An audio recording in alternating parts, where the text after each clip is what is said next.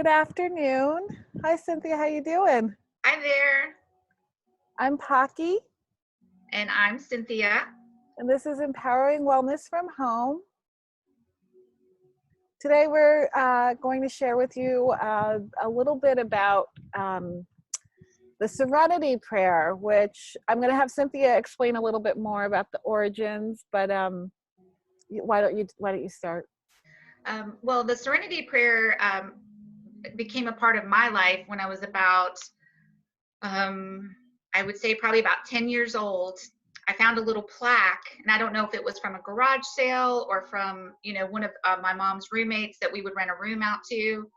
And I had no idea where it came from, basically. But I started using it I would read it, and I was all the time as a child. But then it popped up later in my life because of people in my family and friends in 12-step programs, all different types of 12-step programs, not any particular one, because there's so many different 12-step programs.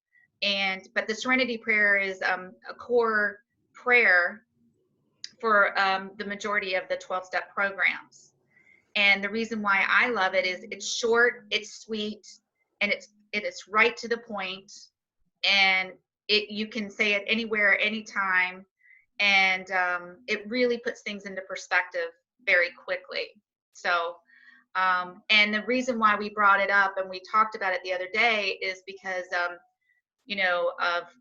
everybody in the quarantine, many people are living with people, whether it be family, friends, relationships, who are either struggling with addiction or just mental illness or anything, and how Any kind of reckless or just even behavior that maybe we are exposed to of their personality that, usually we're at work and living our lives, and now we're face to face with whatever problems at hand. Even if they're not present, it can still be a constant in your mind or any kind of issue like that. and everything becomes more magnified, so it's like 10 times worse than it was before because we can't really escape. With that, I won't ramble on anymore about that. We'll just go ahead and go into a quick and simple, short and sweet tapping. And I love tapping with the Serenity Prayer because I'll share with you that it clears up, because it's not just even what's currently going on. Sometimes it's things that happened before, or even I'm an adult child of an alcoholic, so it can be something that you experienced in your childhood. But it's a great way to clear that old feeling of trying to control others and their behavior, which we can't do. And right now it may turn up even more so right now because we're in a situation where so much else is out of control. And outside of us. So it may seem like the solution is to fix another person when we really can't. Yeah. So we'll start off with, we'll just go ahead and start doing the tapping. And just breathe very deeply.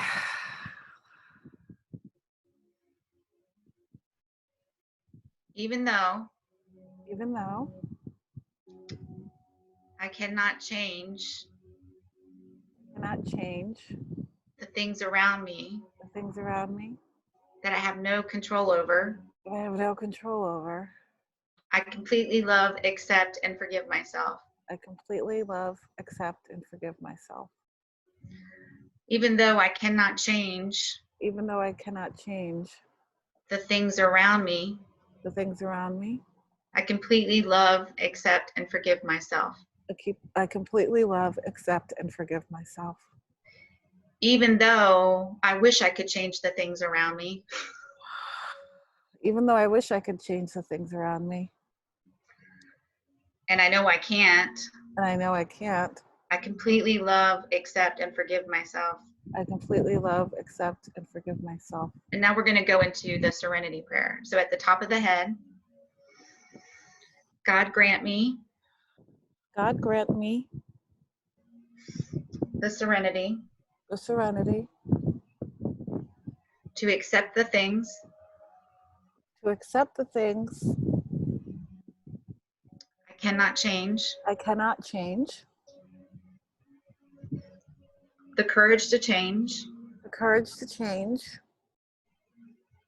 the things I can, the things I can, and the wisdom to know the difference. and the wisdom to know the difference. Let's go another round. God grant me God grant me the serenity the serenity, to accept the things accept the things I cannot change, I cannot change, and the courage to change and the courage to change, the things I can, the things I can, and the wisdom to know the difference. and the wisdom to know the difference. Amen. Amen. Take a nice big deep breath in.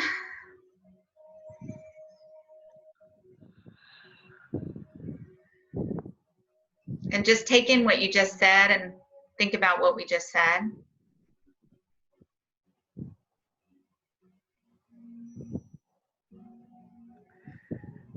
For me, it feels so empowering.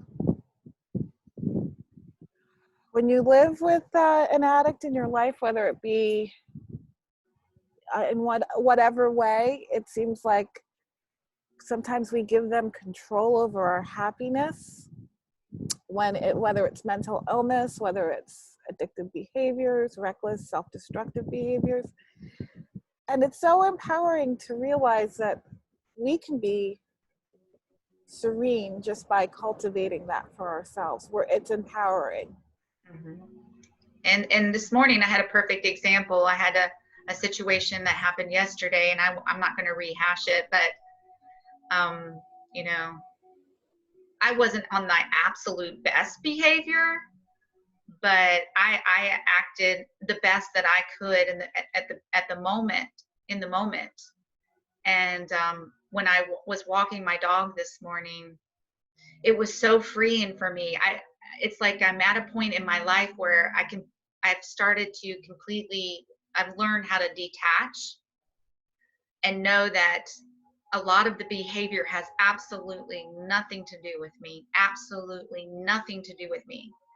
I may be a trigger sometimes, but it has nothing to do with me. And sometimes other people's anger or dissatisfaction or jealousy or whatever it is, or insecurities, they may lash out at me, but it has absolutely nothing to do with me. And when I was walking this morning, it was just, I felt like it was the most freeing, for me to be able to detach like that has taken me years.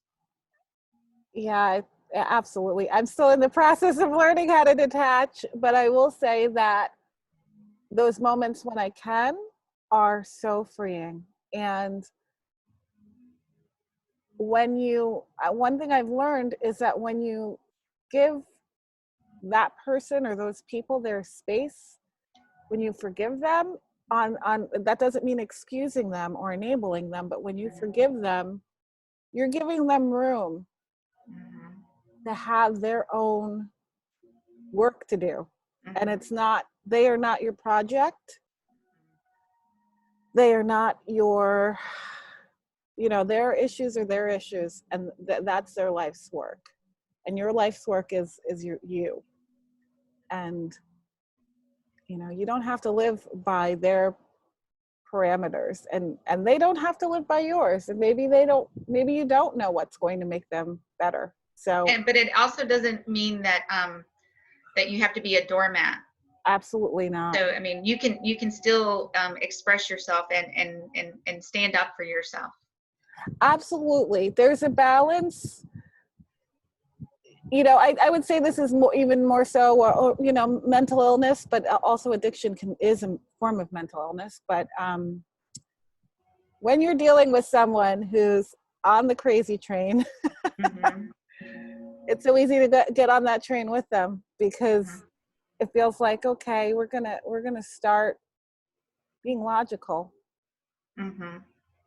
But And then it also, they start to have more respect for you when you learn how to distance yourself and detach, and you show that you're not allowing them to affect you in the way that they want, you know, you to. exactly, Yeah. they want you to spin the wheels with them. So you Mhm. need to learn how to detach, get grounded in your truth, and know who you are, because we are empowered. We get empowered Mhm. to be who we truly are. And thank you so much, Cynthia, for doing this today. Yes, it was awesome. I'm glad that you asked me Thank you. to share the Serenity Prayer with you guys. Absolutely. We'll see you around. Thank you.